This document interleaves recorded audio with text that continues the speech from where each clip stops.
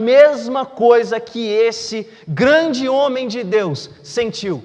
Pode viver a mesma coisa que esse grande homem de Deus viveu. John Wesley colocou a fé dele única e exclusivamente em Cristo Jesus. E você? Em quem você vai colocar a sua fé? Vamos ler, meus irmãos, Romanos, no capítulo 3, dos versos 21 a 26. Mas agora, sem lei se manifestou a justiça de Deus testemunhada pela lei e pelos profetas. Justiça de Deus mediante a fé em Jesus Cristo, para todos e sobre todos os que creem, porque não há distinção. Pois todos pecaram e carecem da glória de Deus, sendo justificados gratuitamente por sua graça, mediante a redenção que há em Cristo Jesus, a quem Deus propôs no seu sangue como propiciação mediante a fé, para manifestar a sua justiça, por ter Deus, na sua tolerância, deixados impune os pecados anteriormente cometidos, tendo em vista a manifestação da sua justiça no tempo presente, para Ele mesmo ser justo e justificador daquele que tem fé em Jesus. Vamos orar mais uma vez. Senhor, estamos na dependência do Senhor aqui neste lugar onde prestamos um culto a Ti e pedimos que o Senhor fale conosco através da Sua palavra. É o nosso desejo, é a nossa oração. Sairmos daqui transformados pelo poder que há no nome de Jesus. Amém e amém.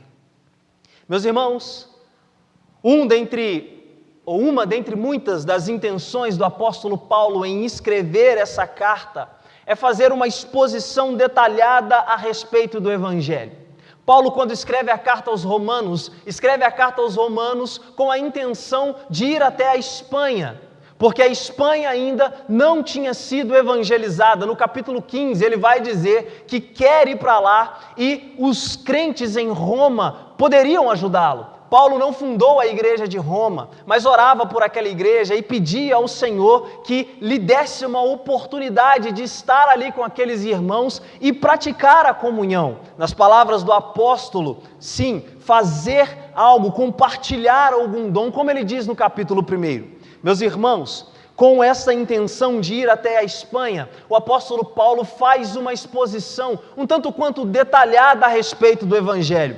Muitos estudiosos e teólogos vão dizer que a carta aos Romanos é não uma teologia sistemática, mas sim uma exposição maravilhosa do que diz respeito ao Evangelho. E o apóstolo Paulo parte do pressuposto da universalidade do pecado, mostrando que homens e mulheres de toda raça, tribo, língua e nação, que ainda não ouviram falar do Evangelho de Jesus, estão sob condenação. Mesmo que esses ainda não ouviram falar de Jesus, estão sob a direta ira de Deus. Quando nós olhamos no capítulo 1, no versículo 18, o apóstolo Paulo vai dizer que do céu a ira de Deus se manifesta contra toda a perversão e impiedade dos homens que se detêm pela verdade e pela injustiça. E no versículo 20, meus irmãos, ele vai dizer que as coisas invisíveis, ou todas as coisas que Deus criou, os atributos de Deus claramente são reconhecidos.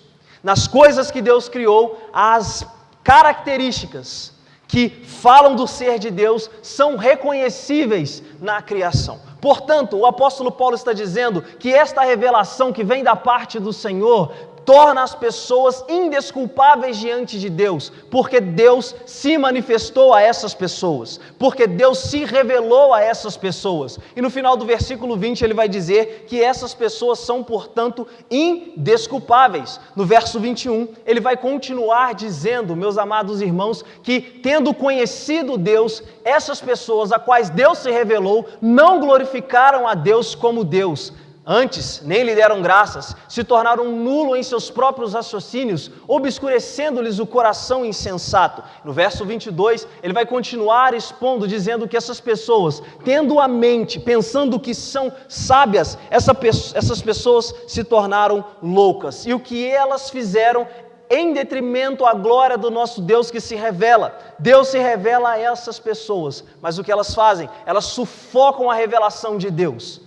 Por isso, essas pessoas são indesculpáveis. E o apóstolo Paulo vai continuar dizendo no verso 25 que eles mudaram a verdade de Deus em mentira e honraram e serviram mais a criatura do que o Criador, que é bendito eternamente. Amém. O apóstolo Paulo está partindo do pressuposto, meus amados irmãos, que todos os homens, mesmo que não ouviram falar a respeito de Jesus Cristo, estão sob condenação. Mas não só apenas aqueles que nunca ouviram falar a respeito de Jesus Cristo, mas aqueles que eram detentores da lei, aqueles que pertenciam aos quais Deus deu os seus oráculos, os judeus. De igual modo, meus irmãos, aqueles que tinham acesso à lei estavam sob condenação, pois confiavam não no sacrifício de Cristo, não em Cristo Jesus, não no Messias que viria e que certamente veio, mas confiavam na sua herança genética e na prática legalista da lei. Vejamos o que o apóstolo Paulo diz no capítulo 2, no verso 2. E sabemos que o juízo de Deus é segundo a verdade sobre os que tais coisas fazem. E tu, ó homem, que julga os que fazem tais coisas, cuidais de que, fazendo tu, escaparás do juízo de Deus? Paulo está dizendo assim, sim, os gentios estão sob condenação, mas não só os gentios. No capítulo 2 ele expõe mostrando que os judeus, a qual tinha acesso à revelação de Deus, também estavam sob condenação. Então o apóstolo Paulo, meus irmãos, chega a uma conclusão de que todos os homens, não judeus e judeus, estavam sob condenação. E, meus irmãos, o quadro que o apóstolo Paulo começa a pintar a partir do versículo 2, capítulo 2, verso 9, é um tanto quanto desesperador, porque ele simplesmente diz que aqueles que tinham a revelação de Deus, que aqueles que não glorificaram a Deus como deveriam glorificar, a partir do verso 3, ele vai dizer que todos estão condenados. Capítulo 3, versículo 9. Pois já temos demonstrado que todos, tanto judeus como não judeus, estão debaixo do pecado, como está escrito. E aí o apóstolo Paulo faz um pupurri de vários textos bíblicos do Antigo Testamento, dizendo: não há um justo, não há um justo sequer, não há quem entenda, não há quem busque a Deus, todos se extraviaram, a uma se fizeram inúteis. Não há quem faça o bem, não há um sequer.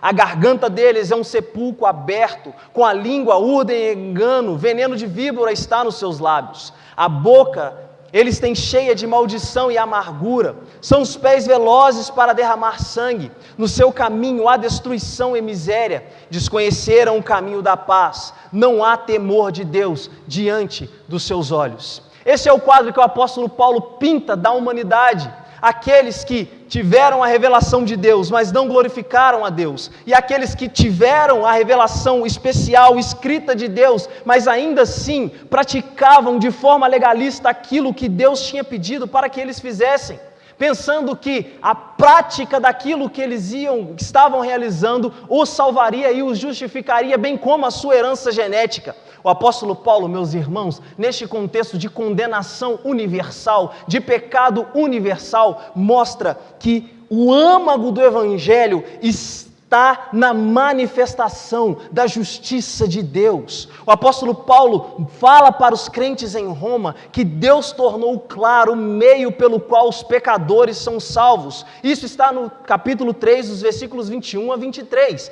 Se não, vejamos o que o apóstolo Paulo diz. Mas agora, ou seja, neste momento, e aqui o apóstolo Paulo não está relacionando ao tempo presente ali, mas o que se entende aqui é que no Calvário, no ato da cruz, sem qualquer tipo de auxílio da lei, sem qualquer tipo de contribuição das obras da lei, ou seja, sem qualquer contribuição para a salvação, o ato ou o meio pelo qual Deus torna os pecadores ou declara os pecadores justos foi tornado claro. O apóstolo Paulo está dizendo que as coisas as quais foi testemunhada pela lei e também pelos profetas, ou seja, pelos dois grandes grupos do Antigo Testamento, já estavam sendo mostradas através de tipos. Por exemplo, ele vai dizer aqui no capítulo 4 que Abraão foi justificado porque creu. Da mesma forma, ele vai dizer aqui no capítulo 4 que Davi também foi justificado porque creu no Senhor, não por aquilo que eles tinham feito. O apóstolo Paulo vai dizer, meus irmãos, aqui no capítulo 4, versículo 2, que se Abraão foi justificado pelas obras, ele tem do que se gloriar. Ele tem do que olhar para si mesmo e dizer: eu posso sim estar no céu diante do Senhor, porque as minhas obras me trouxeram aqui. Há um teólogo dos nossos dias que diz que ninguém chegará no céu e declarará assim, ou dirá essas palavras: eu estou aqui por conta daquilo que eu fiz. Então o apóstolo Paulo está dizendo que a manifestação, o meio pelo qual Deus tornou claro a forma que pecadores são salvos, meus irmãos, já foi testemunhada pela lei e pelos profetas. E essa justiça, meus irmãos, ou seja, o meio pelo qual Deus torna pecadores justos, não é por aquilo que eles fazem, mas sim mediante a fé em Cristo Jesus. Veja o que ele diz no versículo 22, a justiça de Deus é mediante a fé em Cristo. A justiça de Deus não é mediante as obras, as quais as pessoas entendem, ou os judeus entendem, que por praticar essas obras serão salvos. Na verdade, no versículo 19, meus irmãos, o apóstolo Paulo vai dizer que pela lei veio o pleno conhecimento do pecado. Versículo 19, capítulo 3, ele diz: ora, nós sabemos que tudo que a lei diz aos que vivem na lei, diz para que toda a boca se cale. O apóstolo Paulo está dizendo o seguinte: a lei, quando é colocada diante do homem, mostra para esse homem que ele não consegue justificar a si mesmo, que ele não consegue fazer aquilo que somente Cristo pode fazer e como fez na sua totalidade, que é cumprir a lei de Deus. Portanto, meus irmãos, do verso 20 ele vai dizer que ninguém será tornado justo diante de Deus pelas obras da lei, em razão que pela lei vem um pleno conhecimento do pecado. Então o apóstolo Paulo está dizendo, ensinando para os crentes em Roma, que a justiça de Deus, o meio pelo qual Deus torna pecadores justos, não é por aquilo que eles fazem, mas por aquilo que Cristo fez, mediante a ação de Cristo Jesus. E esta ação, meus irmãos, não contempla apenas judeus, como os judeus compreendiam. Essa ação contempla judeus e gentios. Veja no versículo 23, quando ele diz que todos pecaram. Se todos pecaram, todos carecem de salvação. Se todos pecaram, todos podem ser justificados. Se todos pecaram, todos podem sim, mediante a fé em Jesus Cristo, receber a justiça de Deus e viver de uma forma que tenha recebido essa justiça. Todos podem sim, por aquilo que Cristo fez, aproveitar da justiça e da presença de Deus. Ah, meus irmãos, o apóstolo Paulo está mostrando para aqueles crentes que Deus torna os pecadores salvos, que Deus torna os pecadores justificados, não por aquilo que eles fazem, porque eles não têm poder em si mesmos de fazer alguma coisa para a sua salvação. Eles não têm poder em si mesmo de contribuir com a sua salvação. Apesar da fé ser algo requerido pelos pecadores, essa fé é um dom que vem da parte de Deus, segundo o próprio apóstolo Paulo vai dizer aos Efésios, escrevendo aos Efésios. A fé é um dom de Deus, mas meus irmãos, Paulo pinta esse quadro mostrando de que os homens seriam justificados, e como os romanos foram, pela fé em Jesus Cristo, mostrando que não existe qualquer tipo de mérito no pecador que foi salvo por Deus. Se não, vejamos, o apóstolo Paulo, dos versículos 24 a 25, diz que no sangue de Cristo, Deus propôs, versículo 25, e a expressão propôs aqui é tornou público, tornou visível às pessoas, justificação, redenção e propiciação. Ah, meus irmãos, essas palavras simplesmente renderam tratados na história da igreja.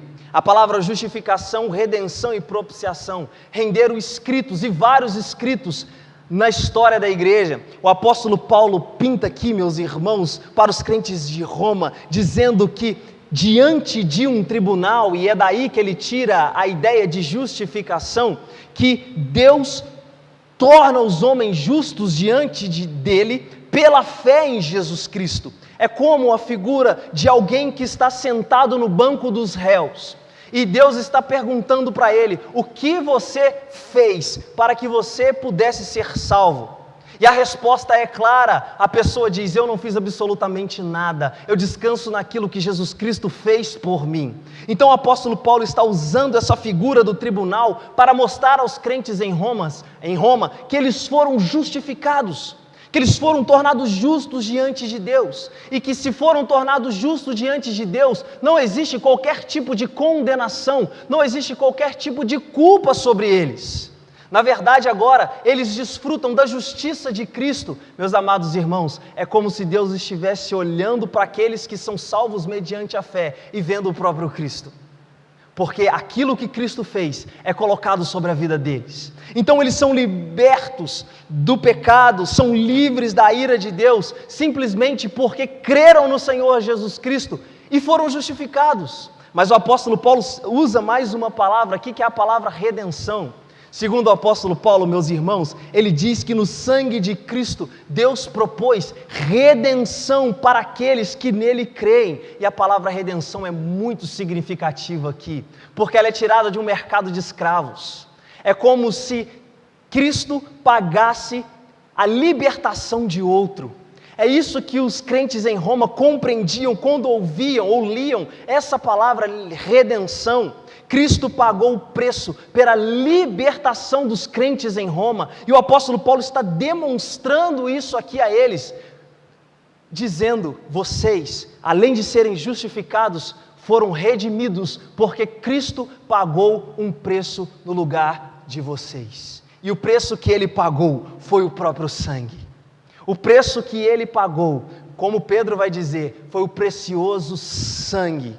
Ele derramou este sangue na cruz do Calvário, na manifestação da justiça de Deus, para que vocês pudessem ser redimidos, para que vocês pudessem contemplar a redenção que vem da parte do Senhor. Então, meus irmãos, nós não estamos tratando aqui de apenas uma doutrina da fé cristã. Nós estamos tratando aqui do meio pelo qual nós temos relacionamento com Deus.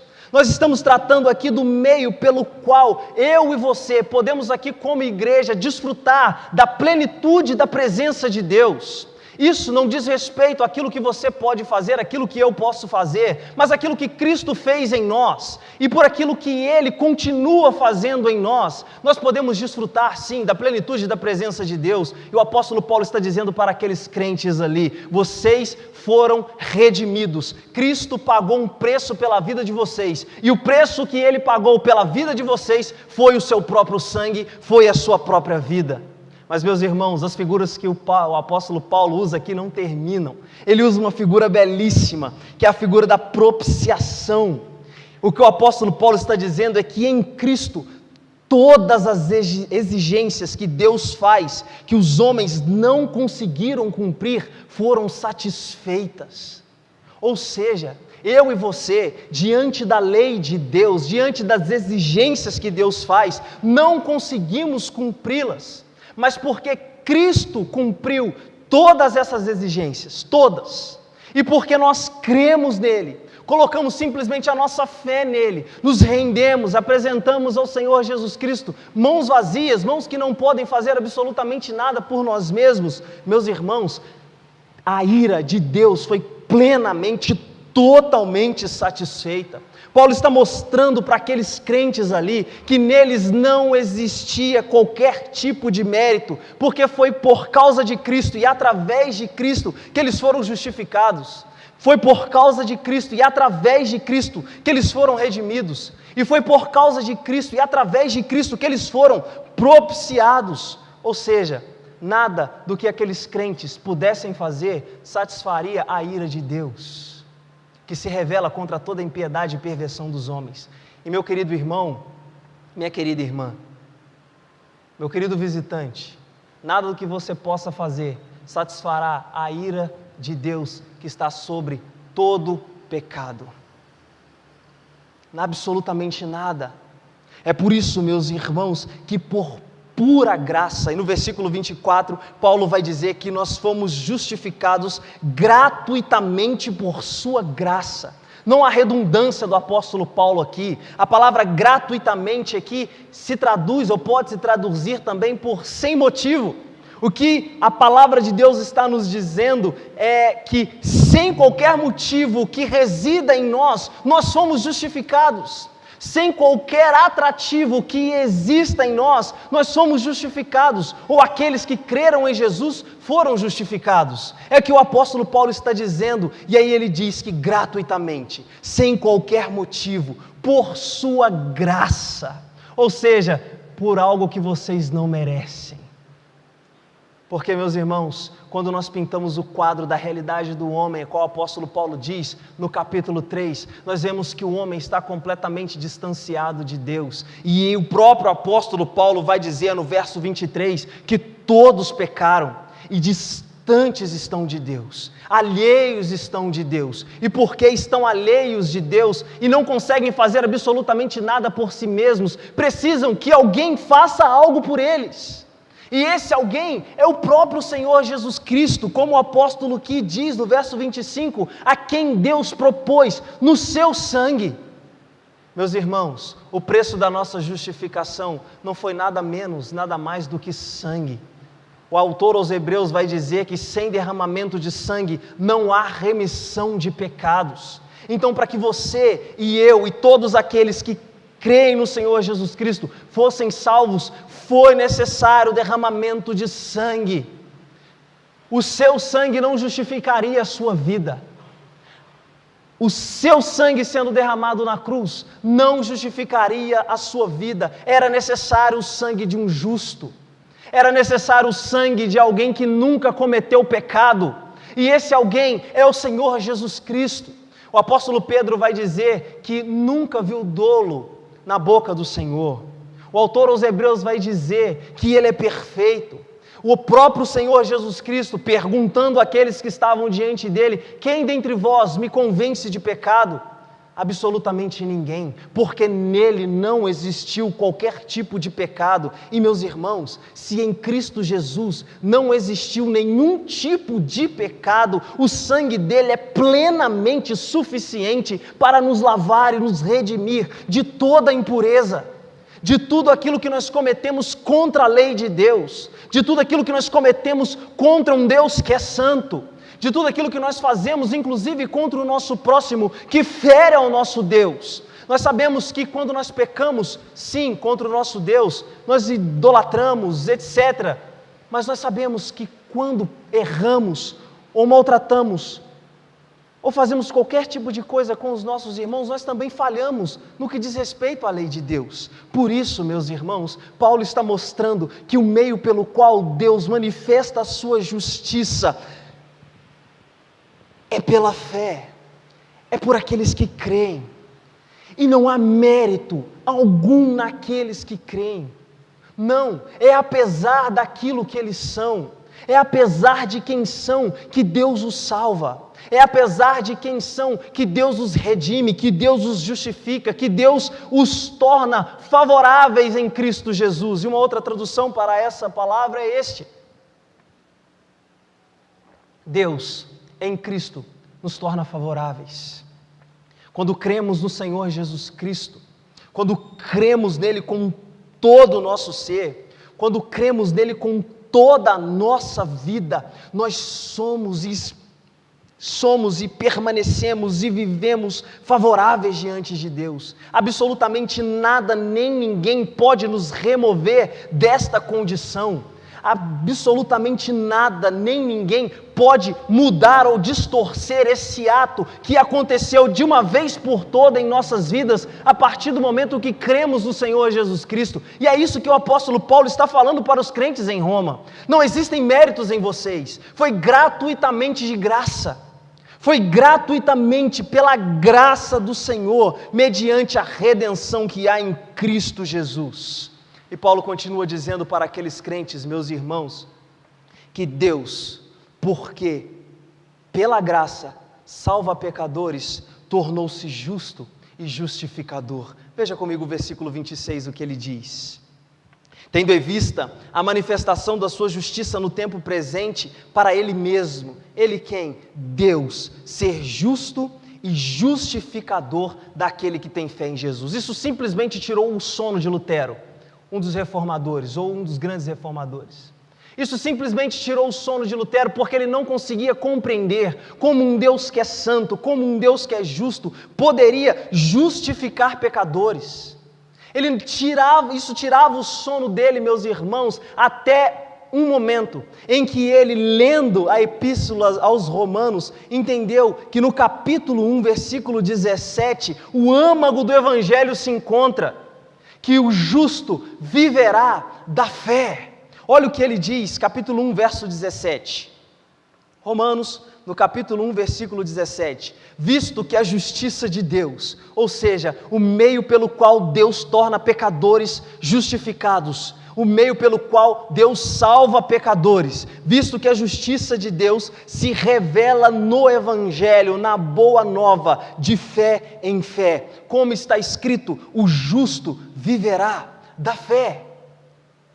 Quando o Lutero compreendeu isso, meus irmãos, nós partimos daquilo que chamamos de reforma protestante, e os desdobramentos disso são os solas, por exemplo, o sola fide, que é somente a fé, solus Christus, que é somente Cristo, e sola gratia, que é somente a graça. A partir do momento que uma pessoa compreende que ela é salva única e exclusivamente pela fé em Cristo Jesus, assim como Wesley, algo brota em seu coração, um desejo de saber mais sobre aquilo que aconteceu consigo mesmo, brota do seu coração, de modo que essa pessoa não consegue ficar parada no lugar onde está. E nós temos aquilo que nós chamamos então de reforma protestante. Meus irmãos, porque Deus condena o pecado, Ele é um Deus justo. Sim. Certa feita, um homem cometeu um crime terrível, terrível. E a cidade ficou abalada por causa do crime que esse homem cometeu. E ele foi levado em julgamento. E quando chegou diante do juiz, o juiz simplesmente absolveu aquele homem, dizendo: nós não temos provas suficientes. Mas na verdade, sim, existiam provas suficientes. E o juiz simplesmente absolveu este homem. A pergunta é, meus irmãos, esse juiz é um juiz justo?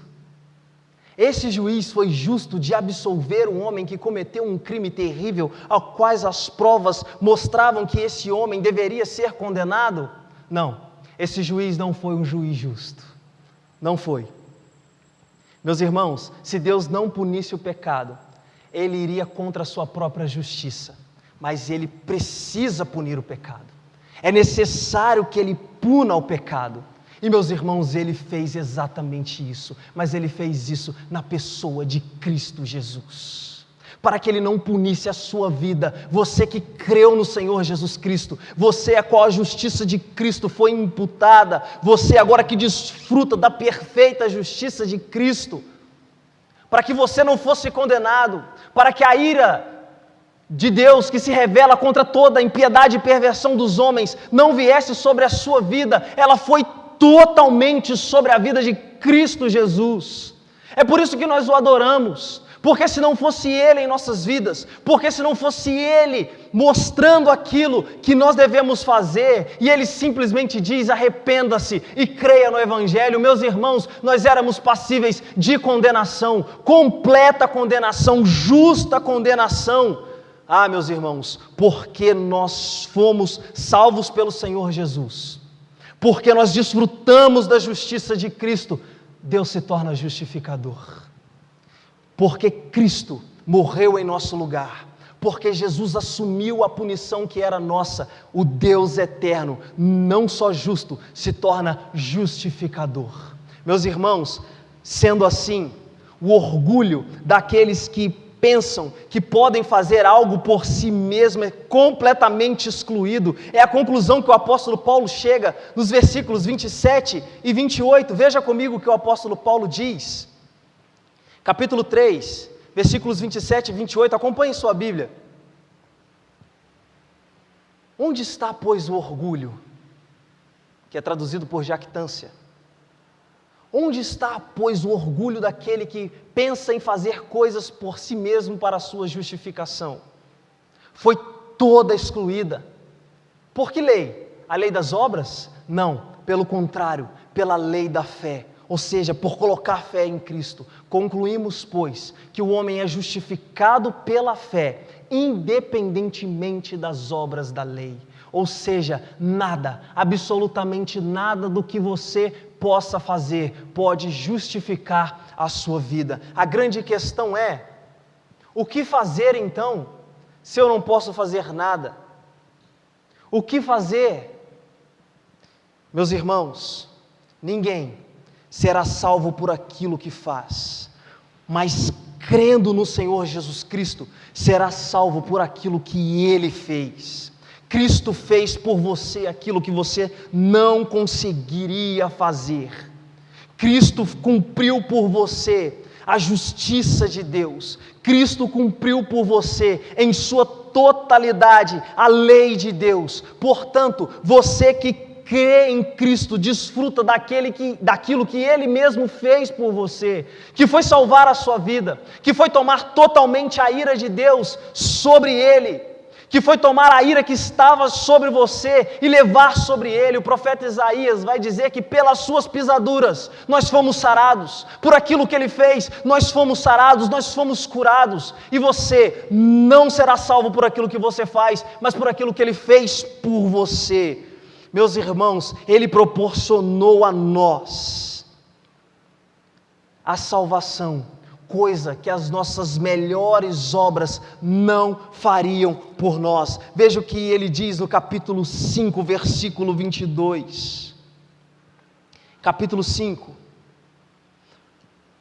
O apóstolo Paulo, escrevendo aos Romanos, diz, capítulo 6, meus irmãos, versículo 22, mas agora, libertos do pecado e feitos servos de Deus, tendes o vosso fruto para a santificação e por fim a vida eterna, porque o salário do pecado é a morte, mas o dom gratuito de Deus é a vida eterna por Cristo Jesus nosso Senhor. Você, sim, porque trabalhou, fez muito bem feito, assim como toda a humanidade. Você, porque trabalhou o pecado em sua vida, merecia da parte de Deus a condenação, merecia o seu salário como um bom trabalhador, mas o que Deus fez por você foi te dar um presente imerecido, que é a salvação em Cristo Jesus. E a pergunta que nós fazemos diante de tão grande feito é: nós temos valorizado aquilo que Cristo fez por nós? Você entende aquilo que Cristo fez por você? Você consegue compreender a magnitude daquilo que Ele fez por você, para que você pudesse estar aqui essa noite, para que você pudesse desfrutar de salvação, sim, essa noite, para que você pudesse sair daqui com a convicção de que os seus pecados foram perdoados em Cristo Jesus. Você consegue compreender que nada do que você poderia fazer, absolutamente nada, nem as suas melhores obras, na verdade, o profeta vai dizer que as nossas melhores obras não passam de trapos de imundícia. Diante de um Deus que é santo, as nossas melhores obras, meus irmãos, não vão impressioná-lo. Diante de um Deus que é santo, as nossas melhores obras não vão chamar a atenção de Deus, mas a obra que chamou a atenção de Deus foi a obra no Calvário, e a obra a qual, se você crer, você pode sim ser salvo. É isso que nós desfrutamos de justificação diante de Deus. Você pode sair daqui como um justo diante de Deus, você que ainda não creu no Evangelho do Senhor Jesus. Você pode sair daqui redimido pelo Evangelho do Senhor. Você pode sair daqui propício a Deus, favorável diante de Deus, se você crê no Senhor Jesus Cristo. A grande pergunta que muda a humanidade, a grande pergunta que muda o coração do homem, não é a faculdade que ele vai fazer, não é o curso que ele pretende fazer, não é o trabalho que ele está esperando, não é essas coisas, meus irmãos, mas a pergunta que vai mudar o curso da sua vida é: você crê no Senhor? Você crê no Evangelho de Jesus Cristo? para a sua salvação? A resposta a essa pergunta pode transformar a sua vida. Mas a negação dessa pergunta vai manter a sua vida no estado a qual ela já está, condenado diante de Deus. Este é o Evangelho, meus irmãos. O Evangelho sim mostra a graça do Senhor, mas o Evangelho, que muitas pessoas não querem pregar hoje em dia, mostra que se você não crer no Senhor Jesus Cristo, você está sob direta condenação e justa condenação, porque os seus atos, os seus pecados te afastam diante de Deus. A grande questão é, você vai crer no Evangelho do Senhor Jesus Cristo? Somente pela graça de Deus, recebidas pela fé em Cristo, nós somos livres da ira de Deus. Meus irmãos, se Deus fosse apenas justo, nós não teríamos chance de nos relacionarmos com Ele. Se Deus fosse apenas um Deus justo, eu e você, por causa dos nossos pecados, não teríamos qualquer chance de mantermos um relacionamento com Ele. Isso era impossível, porque o profeta vai dizer que os nossos pecados fazem separação entre nós e o nosso Deus. Mas porque Deus, em Cristo Jesus, se torna também justificador, meus irmãos, nós podemos chegar à conclusão de que onde abundou o pecado, superabundou a graça, como o apóstolo Paulo vai dizer no capítulo 5, verso 20. E pela fé no Cristo crucificado e ressurreto, nós somos tornados filhos de Deus. É por isso que nós precisamos compreender que a graça de Deus não é algo barato. Sim, é de graça para nós, mas custou o precioso sangue de Jesus. Para nós, sim, foi de graça, mas o preço não foi barato. O preço foi extremamente caro, foi o preço do sangue de Jesus. E é por isso, meus irmãos, que somente pela fé em Cristo nós somos livres, somente banhados nesse sangue, somente, meus irmãos, cobertos por esse sangue, nós seremos livres da ira de Deus. E a pergunta que eu faço ao seu coração é: você tem certeza que está livre da ira de Deus? Você tem certeza de que se você sair aqui deste local hoje, você irá para o céu? Você irá desfrutar da plenitude da presença de Deus? Essas não são perguntas sensacionalistas. Essas não são perguntas para colocar medo. Essas são perguntas que falam da realidade da sua vida. Essas são perguntas que precisam te fazer pensar em como está a sua situação diante de Deus, em como está a sua vida diante de Deus. Meus irmãos, Deus, em Cristo Jesus, entregou a si mesmo para nos livrar dele mesmo, a despeito de quem nós somos. Ah, meus irmãos, onde abundou o pecado, superabundou a graça. Onde nós vimos que era apenas pecado, onde Deus olhava para o ser humano e diz: não há quem busque a Deus, todos se extraviaram, todos se fizeram inúteis. Sim, o pecado abundou, mas em Cristo Jesus e pela graça de Cristo Jesus, você pode ter a sua vida superabundada pela graça de Deus. Você pode desfrutar de graça, você pode desfrutar de salvação, se você crer em Jesus. E meus irmãos, diante daquilo que o apóstolo Paulo diz, diante dessa explanação que ele faz aos crentes em Roma, a pergunta que fica para nós é: você confia somente em Cristo para a sua salvação? Se você confia nas suas obras, se você confia no seu tempo de igreja, se você confia na sua tradição na igreja, o por muito tempo estar dentro da igreja, se você confia na tradição dos seus pais da igreja, se você diz: os meus pais estão há muito tempo na igreja, os meus pais estão há muitos anos na igreja, se você confia nessas coisas, é necessário reavaliar a salvação em Cristo Jesus. É necessário olhar para dentro de si e se render diante do Senhor Jesus Cristo. Paulo está dizendo: as suas obras, aquilo que você faz não vai te salvar. Não vai. O que vai te salvar é crer em Cristo Jesus. Portanto, a grande questão é: em quem você confia para a sua salvação?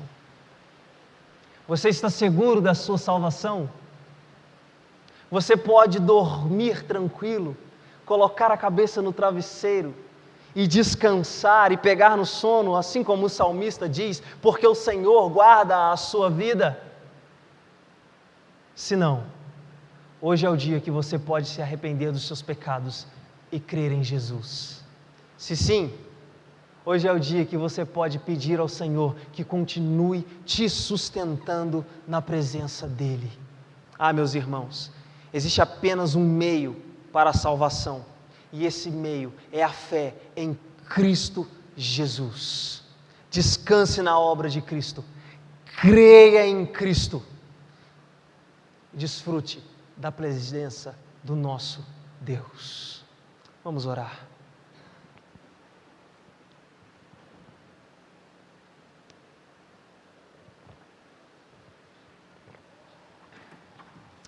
Ó Senhor, nós te damos graças nessa noite, simplesmente, ó Deus, porque a sua palavra foi exposta, uma palavra que nos confronta, uma palavra que nos chama à reflexão, que nos chama a perguntar em quem nós confiamos, se é nas nossas obras ou naquilo que Cristo fez por nós. Ó Senhor, em nome de Jesus, clamamos ao Senhor que nessa noite o Teu Santo Espírito convença pessoas do pecado, do juízo e da justiça. Em nome de Jesus, ó Pai, eu quero rogar ao Senhor pedindo que nessa noite há salvação aqui nessa casa, pedindo, ó Pai, que ninguém saia daqui sem firmar um compromisso contigo, sem firmar um compromisso, ó Deus, em viver na Tua presença, em desfrutar da Sua justificação, da Sua redenção.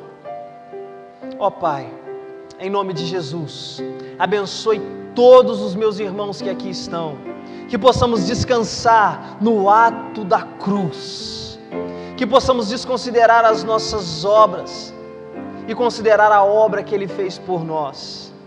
Ó Pai, em nome de Jesus, nós agradecemos ao Senhor pela Sua palavra, agradecemos ao Senhor pela exposição da Sua palavra, e queremos colocar diante do Senhor também, ó Pai, as vidas que estão sofrendo por causa das cheias, as famílias enlutadas daquele desastre em Capitólio. Queremos colocar diante do Senhor, ó Pai, as pessoas que estão enfermas. Queremos colocar diante do Senhor a igreja do Senhor, pedindo, ó Pai, que o Senhor reavive em nosso coração o desejo de Te servir, porque o que nos faz povo Seu é o sangue de Cristo na cruz. Por isso, ó Pai, em nome de Jesus, nós Te pedimos que não nos deixe sair deste lugar sem antes fazer uma reflexão profunda de como nós estamos vivendo diante de Ti. Ó Pai, queremos colocar a vida do nosso pastor Tarcísio, da Sâmela, do Tarsis, da Susan. Queremos colocar a vida do pastor Petrônio diante do Senhor, da Poli, da Mariana, da Ana. Queremos colocar diante do Senhor também a vida do Rogério e da Thaís. Continue sustentando os Seus servos e abençoando os Seus servos. Ó Deus, em nome de Jesus Cristo, o nosso Salvador, nos dê uma boa semana, debaixo da Tua proteção, que possamos ser guardados pelo Senhor, que nessa semana possamos ter experiências contigo, Senhor, e que em nome de Jesus, que a graça e a paz do nosso Senhor e Salvador Jesus Cristo, o amor de Deus e as doces consolações do Espírito Santo, seja com cada um de nós aqui reunidos e com todos aqueles que foram justificados, redimidos e tornados favoráveis diante de Deus, hoje e até aquele glorioso dia qual esperamos. Amém, amém e amém. Louvado e exaltado seja o nome do nosso Deus, meus irmãos. Nesses minutos finais, eu tenho apenas alguns avisos aos